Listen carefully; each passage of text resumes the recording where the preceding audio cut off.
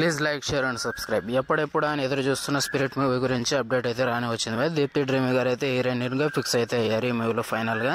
Annual beauty కూడా అని చెప్పొచ్చు. యాన్యువల్లో బాడీ షో ఎలా చెప్పిందో మరి సరిగ్గా చెప్పాల్సిన అవసరంలే.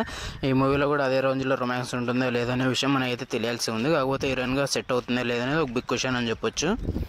ఇంకా అదేవిధంగా అడివిశేష్ గారి డెకౌట్ మూవీ నుంచి క్లిప్స్ అయితే రేపు రానుంది. నేనైతే ఈగర్లీ వెయిట్ చేస్తున్నా. దాదాపు 2 years అయితే కంప్లీట్ అయింది ఈయన నుంచి మూవీ వచ్చి. ఈయన వచ్చాడంటే ఖచ్చితంగా బ్లాక్ బస్టర్ హిట్ అయితే కొడతారు. ఈ మూవీ ఎలాంటి రికార్డ్స్ అయితే క్రియేట్ చేస్తుందో నేనైతే ఈగర్లీ వెయిట్ చేస్తున్నా. మీరు ఎంతమంది ఈ క్లిప్స్ కోసం వెయిట్ చేస్తున్న కింద అయితే కామెంట్ చేయండి.